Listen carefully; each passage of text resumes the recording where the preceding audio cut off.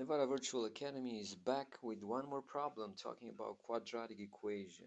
If a rocket is launched from Houston, Texas with an initial velocity of 1600, I'm going to solve problem number 10, 1600 feet per second, when will the rocket be 14,400 feet high, right? And you have to use the given formula. Use this formula to find your height, okay? Well, guys, if you can picture this, right? You will have your rocket that basically will have a vertical trajectory, and let's say this is the ground level, okay, where your altitude is considered to be 0, and your rocket, let's make some flames in here, okay, goes up, right? We know initial velocity of 1600 feet per second. That's fast, right? And we need to know after how many seconds your rocket will be, somewhere here where the height is going to be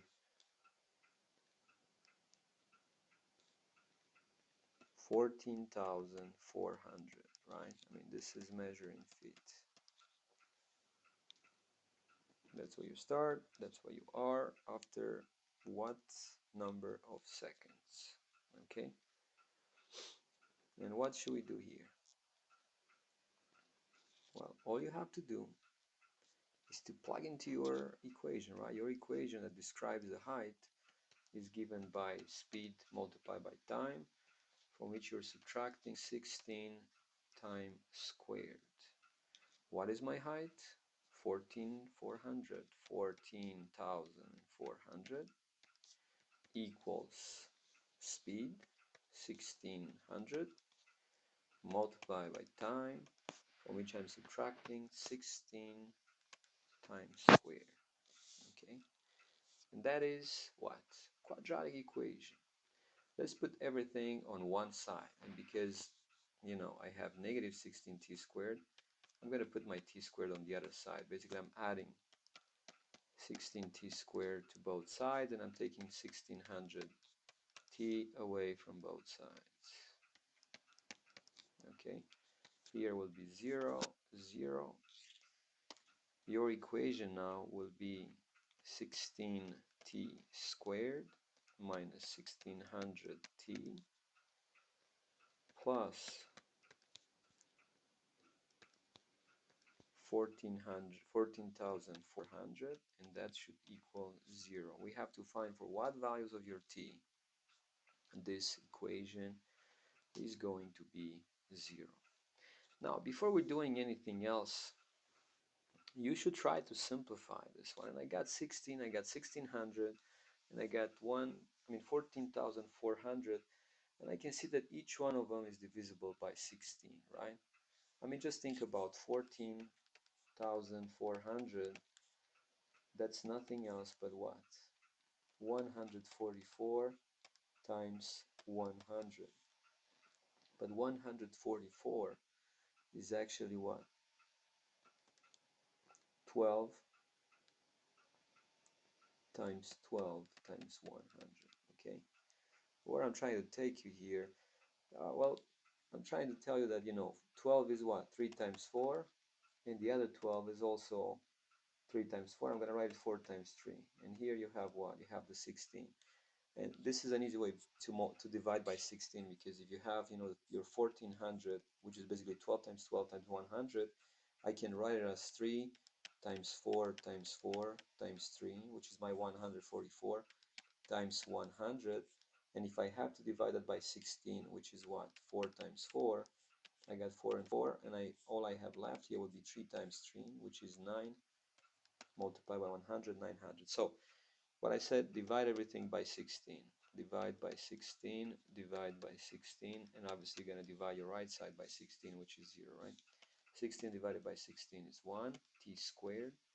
minus 16 divided by 16, 1600 is going to be 100 t plus 900 equals 0, right?